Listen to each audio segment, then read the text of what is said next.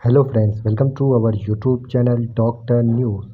दोस्तों, क्या आप जानते हैं सिकंदर फतह के बाद सारी ज़मीन पोरस को लौटाकर वापस क्यों चला गया? आइए जानते हैं इस वीडियो में। यूनानी फ़लसफ़े और मोरख प्लूटार्क ने सिकंदर की शख्सियत को बयान करते हुए लिखा है कि उनका रंग तो गोरा था, लेकिन चेहरा सुर्खी माइल था। सिकंदर का कद एक आम मकदूनियाई के मुकाबले में छोटा था, लेकिन मैदान जंग में उनके कद का कोई असर नज़र नहीं आता था। सिकंदर दाढ़ी नहीं रखते थे, उसके बाद रुखसार पतले थे, जबड़ा चकोर था और उनकी आंखें शदीद अज़म की अक्कासी थी। मार्कस क्रेटिस ने सिकंदर पर किताब हिस्ट्री ऑफ अलेक्जेंडर में लिखा है कि सिकंदर के बाल सुनहरे और घुंघरियाले थे। उसकी दोनों आँखों का रंग एक दूसरे से मुख्तलिफ था। उसकी बाईं आँख सुरमे और दाईं काली थी। उसकी आँखों में इतनी ताकत थी कि सामने वाले उसे देखकर ही घबरा जाते थे। सिकंदर हमेशा होमर की किताब दी एल्ड ऑफ दी कॉस्केट अपने साथ रखता था। सोते वक्त भी उसे अपने तकिए के नीचे रखता था।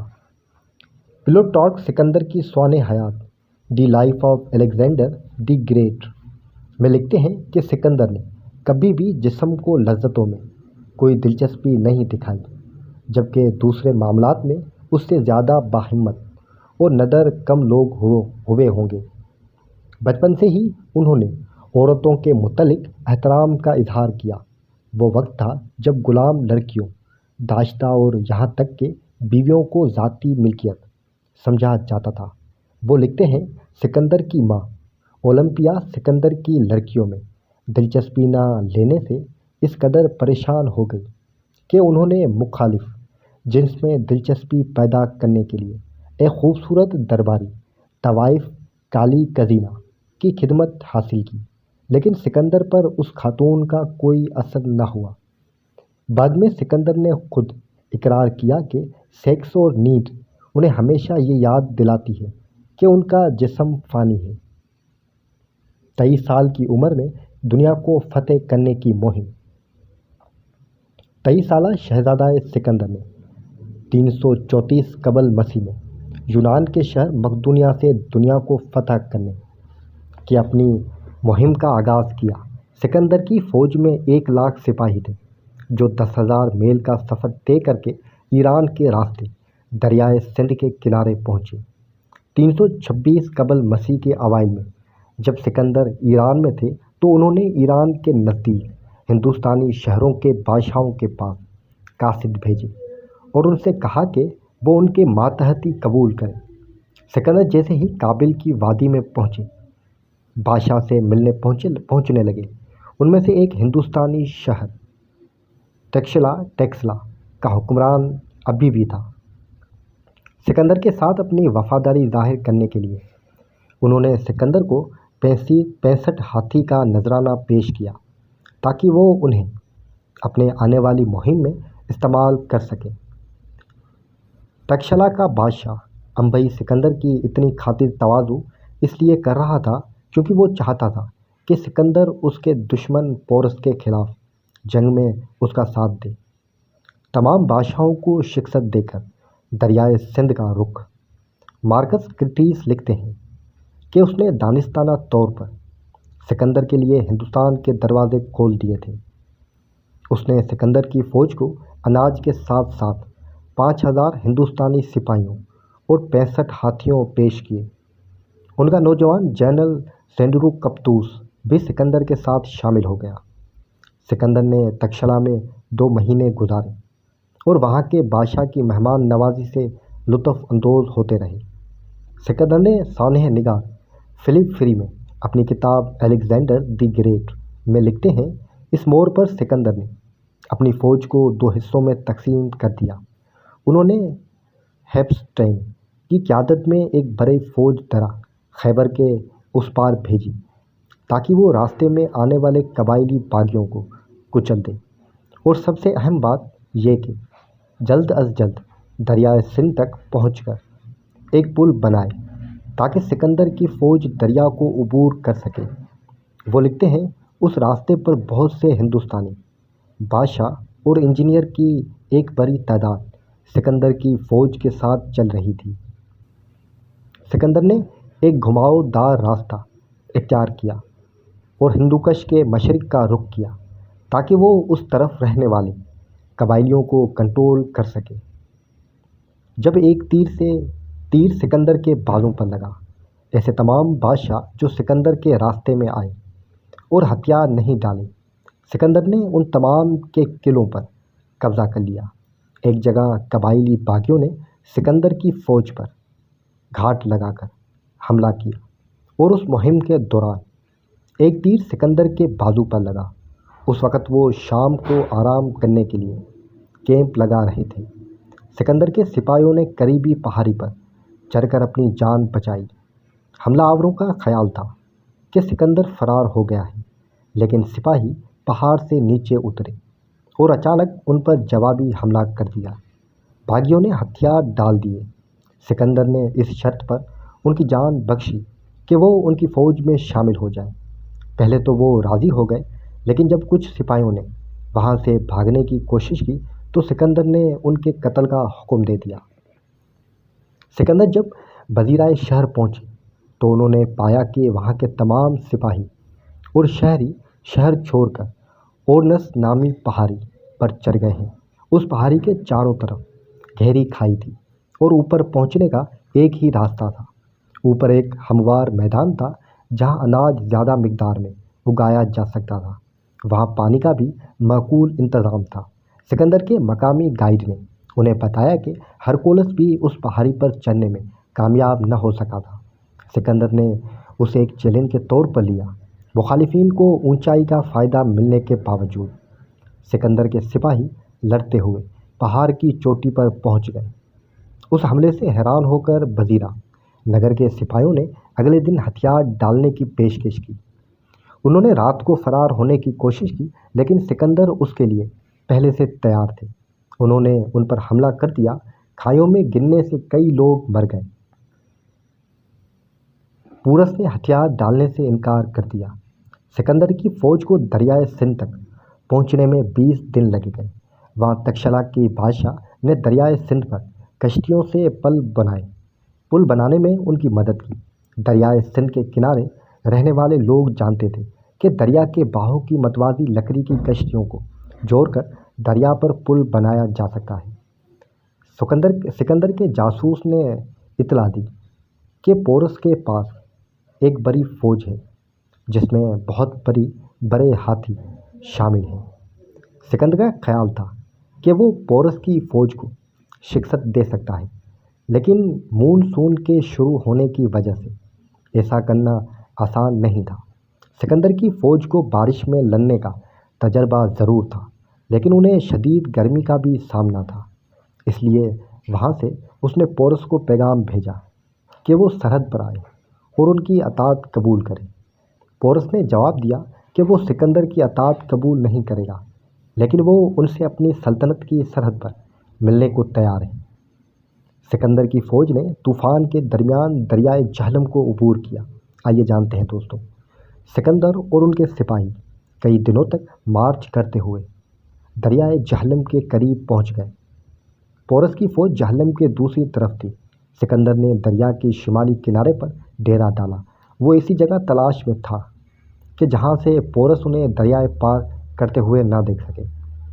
پورس کو دھوکہ دینے کے لیے انہوں نے اپنی فوج کو دریا کے کنارے بہت پیچھے بھیج دیا۔ سکندر نے اپنے سپاہیوں کو ایک جگہ نہیں رکھا، کبھی مغرب کی طرف لے جاتے اور کبھی مشرق کی طرف۔ اس دوران انہوں نے دریا کے کنارے الاؤ جلایا اور خوب شور مچانا شروع کر دیا۔ دریا کی دوسری طرف پورس کے سپاہیوں کو سکندر کے سپاہیوں کی نقل و حرکت کی عادت پڑ گئی اور انہوں نے ان پر کڑی نظر رکھنا چھوڑ دیا۔ سکندر کی فوج کے برعکس پورس کی فوج ایک جگہ ہی رہی، کیونکہ ہاتھی سب سے آگے تعینات تھے اور انہیں بار بار ادھر ادھر منتقل کرنا بہت مشکل تھا۔ سکندر نے یہ بھی حکم دیا کہ آس پاس کے کھیتوں سے اناج اس کی کیمپ میں لایا جائے۔ پورس کے جاسوس نے جب یہ خبر دی تو پورس نے اس کا مطلب یہ لیا کہ سکندر نے مانسوں کے اختتام تک وہاں رہنے کا ارادہ کیا ہے۔ اس دوران وہاں زوردار آندھی اور طوفان آیا۔ اس کا فائدہ اٹھاتے ہوئے سکندر نے اپنے سپاہیوں کو دریا پار کروا دیا۔ تاہم اس کی کوشش میں آسمانی بجلی گرنے سے سکندر کے کئی سپاہی ہلاک ہو گئے۔ پورس کو جب اس بات کا علم ہوا تو انہوں نے سکندر کے فوجیوں کو دریا پار کرنے سے روکنے کی کوشش کی۔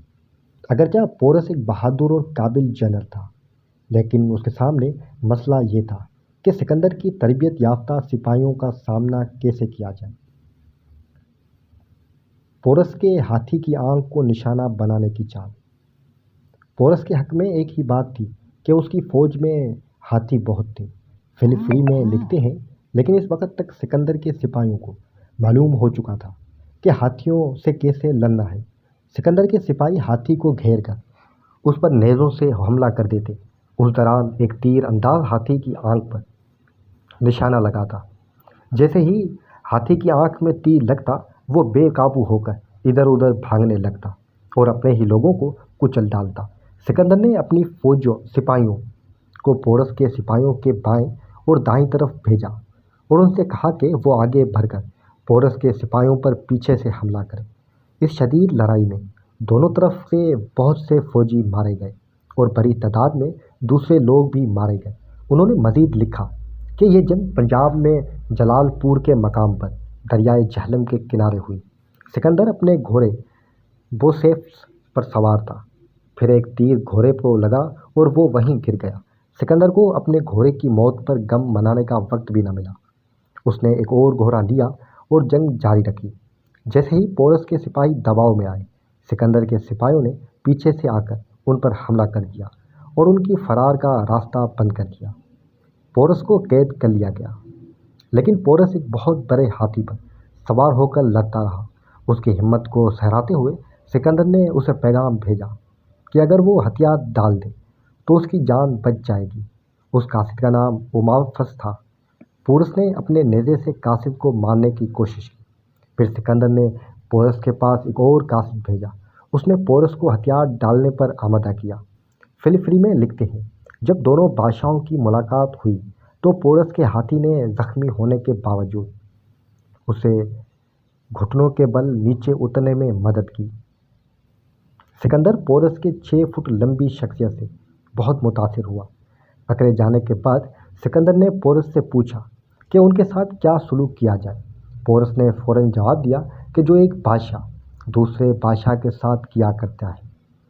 سکندر نے پورس کو مرہم پٹی کے لیے میدان جنگ سے جانے کی اجازت دے دی۔ کچھ دنوں بعد انہوں نے نہ صرف پورس سے جیتی ہوئی سرزمین انہیں لوٹا دی، بلکہ آس پاس کے کچھ اضافی زمینیں بھی انہیں عطا کر دی۔ سکندر کے معاون نے اسے پسند نہیں کیا۔ اسی دوران سکندر کی فوج نے اپنے مقتول سپاہیوں کی آخری رسومات ادا کیں۔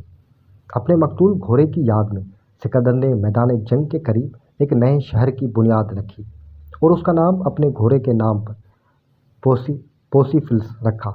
سکندر کی سوانح نگار پلوٹارک لکھتے ہیں کہ جب تک پورس لڑنے کی پوزیشن میں تھا، اس نے سکندر کا زبردست مقابلہ کیا۔ فوجیوں کا مقدونیہ واپس جانے پر اصرار۔ سکندر سے آگے گنگا کے ساحل تک جانا چاہتے تھے، لیکن ان کے سپاہی پس و پیش کا شکار تھے۔ ایک بوڑھے سپاہی نے پوری فوج کی طرف سے بات کرتے ہوئے کہا، یہ ہمارے لیے اعزاز کی بات ہے کہ ہم ہر قسم کی خطرات کا سامنا کرتے ہوئے آپ کے ساتھ یہاں تک پہنچے، لیکن اب ہم تھک چکے ہیں اور ہماری ہمت جواب دے چکی ہے۔ ہمارے بہت سے ساتھی اس دوران میدان جنگ میں ختم ہو گئے اور جو ابھی تک زندہ ہیں ان کے جسموں پر اس مہم کے نشانات ہیں۔ ان کے کپڑے بھی کب کے تار تار ہو گئے ہیں۔ انہیں اب اپنے آرمر کے نیچے ایرانی اور ہندوستانی کپڑے پہننے پڑ رہے ہیں۔ ہم اپنے والدین کو دیکھنا چاہتے ہیں اور اپنے بچوں کو دوبارہ گلے لگانا چاہتے ہیں۔ ہم چاہتے ہیں کہ ہم سب واپس میسیڈونیا جائیں۔ اس کے بعد آپ ایک بار پھر نئی نسل کے ساتھ ایک اور مہم پر نکل جائیں۔ جہاں تک ہمارا تعلق ہے تو ہم اب اس سے آگے نہیں جا سکتے۔ سکندر کی واپسی۔ جیسے ہی بوڑھے سپاہی نے بات ختم کی तमाम सिपाहियों ने तालियां बजाकर इस की बात की ताकीद की, लेकिन सिकंदर को उसकी बात पसंद नहीं आई। सिकंदर गुस्से से उठा और अपने खेमे की तरफ चला गया। उन्होंने 3 दिन तक अपने किसी करीबी साथी से बात नहीं की। वो इंतज़ार करते रहे कि उन सिपाही उनके पास आएं और उन्हें मनाएं और माफ़ी मांगे, लेकिन उस बार कोई उनके पास नहीं पहुंचा। आखिरकार सिकंदर को ये मानना पड़ा कि उनका दरियाई गंगा तक पहुंचने का ख्वाब कभी पूरा नहीं होगा। फिर उन्होंने अपने तमाम सिपाहियों को जमा किया और ऐलान किया कि वो अपने घर वापस जा रहे हैं। उसने मशरिक़ की जानिब एक उदास नज़र डाली और अपने मुल्क मकदूनिया की तरफ वापस चल पड़े। उम्मीद है दोस्तों आपको ये वीडियो पसंद आई होगी। वीडियो पसंद आई हो तो वीडियो को लाइक कर दीजिएगा और कमेंट सेक्शन में अपनी राय ज़रूर दीजिएगा। मिलते हैं अगली वीडियो में।